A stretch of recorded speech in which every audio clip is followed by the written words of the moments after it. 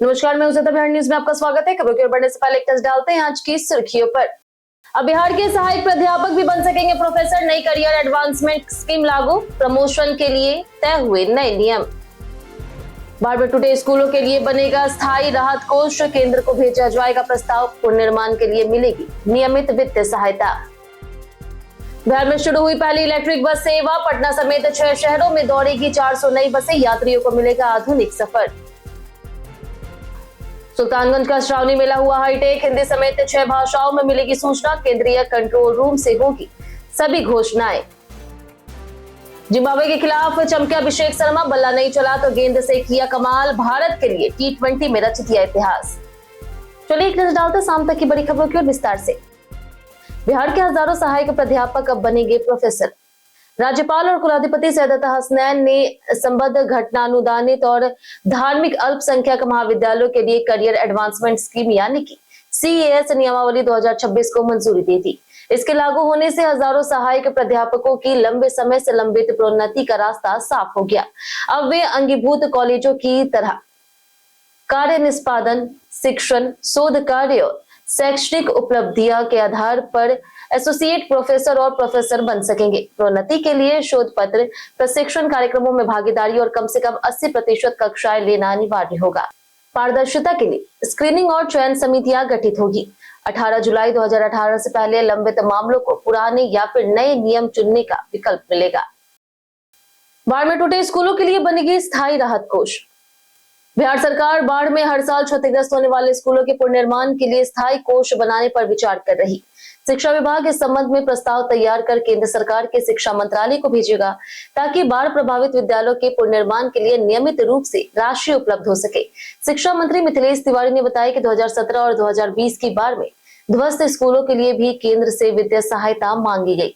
राज्य सरकार प्रभावित स्कूलों की सूची केंद्र को भेजेगी। साथ ही भवनहीन और दूसरे विद्यालयों से टैग स्कूलों के लिए भी राज्य अपनी निधि से नए भवन बनाने की तैयारी कर रही, जिससे निर्माण कार्य तेजी से पूरा हो सके।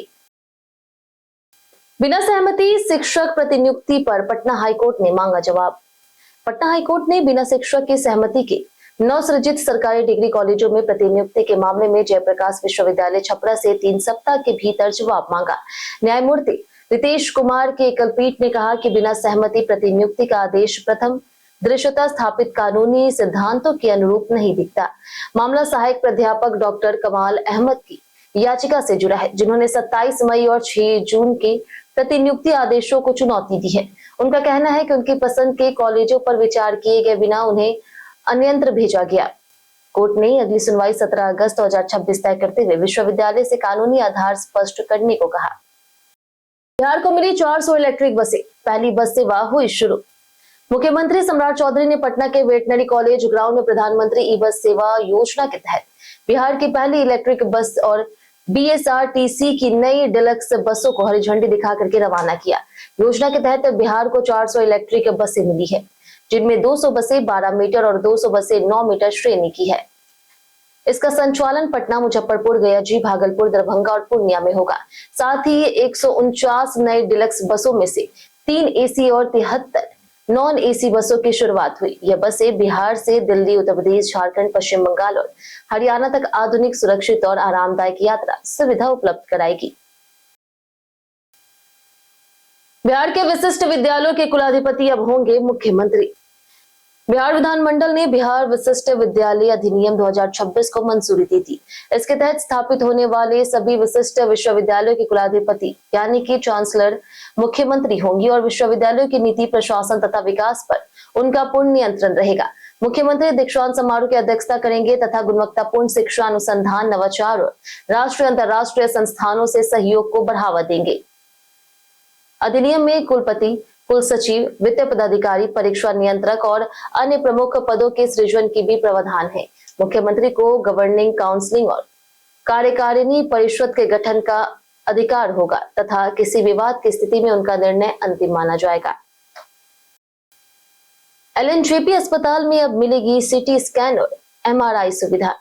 पटना के राजवंशी नगर स्थित लोकनायक जयप्रकाश हड्डी सुपर स्पेशलिटी अस्पताल में मंगलवार से नई OPD शुरू होगी। 400 बेड वाले इस अस्पताल में मरीजों को एक ही छत के नीचे CT scan, MRI, X-ray, ultrasound, plaster कक्ष, माइनर OT और थेरेपी जैसी सुविधाएं मिलेगी। OPD के लिए 9 कमरे और पंजीकरण के 3 काउंटर बनाए गए हैं। अस्पताल में आधुनिक OT complex, ICU, HDU, 10 ward, isolation room और 150 वाहनों की पार्किंग भी है। इसके शुरू होने से हड्डी रोग, ट्रॉमा और स्पोर्ट्स इंजरी के मरीजों को बेहतर इलाज मिलेगा तथा ऑपरेशन की प्रतीक्षा सूची और बेड की कमी कम होगी। बिहार के बंद 9 चीनी मिलों को फिर शुरू करेगी सरकार। बिहार सरकार ने वर्षों से बंद पड़ी 9 चीनी मिलों को दोबारा चालू करने के लिए चीनी उपक्रम अधिनियम में संशोधन किया। इससे अब इन मिलों की जमीन निजी निवेशकों और सहकारी समितियों के संचालन के लिए दी जा सकेगी। पहले चरणों में मधुबनी की सकरी, दरभंगा की रयाम और गोपालगंज की सासामूसा चीनी मिल को नवंबर 2026 से चालू करने का लक्ष्य रखा गया। सरकार का उद्देश्य गन्ना उद्योग को पुनर्जीवित कर किसानों की आय बढ़ाना, रोजगार सृजित करना और ग्रामीण अर्थव्यवस्था को मजबूत करना है। सफल संचालन के बाद अन्य बंद चीनी मिलों को चरणबद्ध तरीके से शुरू किया जाएगा। श्रावणी मेला 2026 में पहली बार 6 भाषाओं में मिलेगी जानकारी। विश्व प्रसिद्ध श्रावणी मेला 2026 की शुरुआत में अब केवल 4 दिन शेष है और सुल्तानगंज पूरी तरह से शिवमय हो चुका है। इस बार प्रशासन ने श्रद्धालुओं की सुविधा के लिए पहली बार हिंदी, नेपाली, बंगाली, भोजपुरी, अंगिका और मैथिली सहित 6 भाषाओं में घोषणाओं की व्यवस्था की है। पूरे मेला क्षेत्र में 105 लाउडस्पीकर लगाए गए हैं, जिनका संचालन केंद्रीय कंट्रोल रूम से होगा। यहां से सुरक्षा, स्वास्थ्य, पेयजल, खोया पाया, ट्रेन और आपातकालीन सेवाओं की जानकारी दी जाएगी। नमामि गंगे घाट, कंवरिया पथ और शहर को आकर्षक सजावट से संवारा गया है। प्रशासन का लक्ष्य इस बार सुरक्षित, व्यवस्थित और टेक्निक से लैस श्रावणी मेला आयोजित करना है। बांकीपुर उपचुनाव में भाजपा ने झोंकी पूरी चुनावी ताकत। बांकीपुर विधानसभा उपचुनाव के अंतिम चरण में प्रचार में भाजपा ने पूरी चुनावी ताकत झोंक दी है। पार्टी ने स्टार प्रचारकों की सभाओं, रोड शो और जनसंपर्क अभियान तेज कर दिए। राष्ट्रीय अध्यक्ष नितिन नवीन, मुख्यमंत्री सम्राट चौधरी, केंद्रीय मंत्री गिरिराज सिंह, नित्यानंद राय, मनोज तिवारी, पवन सिंह और अन्य वरिष्ठ नेता प्रत्याशी नीरज सिन्हा के समर्थन में लगातार प्रचार कर रहे। भाजपा का फोकस युवा, महिला, व्यापारी और पहली बार मतदान करने वाले मतदाताओं पर है। बूथ स्तर पर कार्यकर्ताओं को घर घर संपर्क और अधिक मतदान सुनिश्चित करने की जिम्मेदारी दी गई। वहीं विपक्ष भी अंतिम दौर में पूरी ताकत लगा रहा, जिससे मुकाबला बेहद रोचक हो गया है।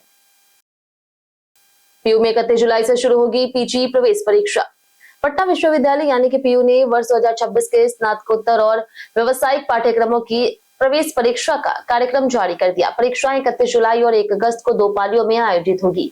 31 जुलाई की पहली पाली में MAd और बिलिव साइंस, जबकि दूसरी पाली में MCA, MSc, बायोटेक्नोलॉजी और PM एंड IR की परीक्षा होगी। इन सभी परीक्षाओं का केंद्र मगध महिला कॉलेज रहेगा। 1 अगस्त की पहली पाली में LLB प्रवेश परीक्षा मगध महिला कॉलेज, BN कॉलेज और पटना कॉलेज में होगी।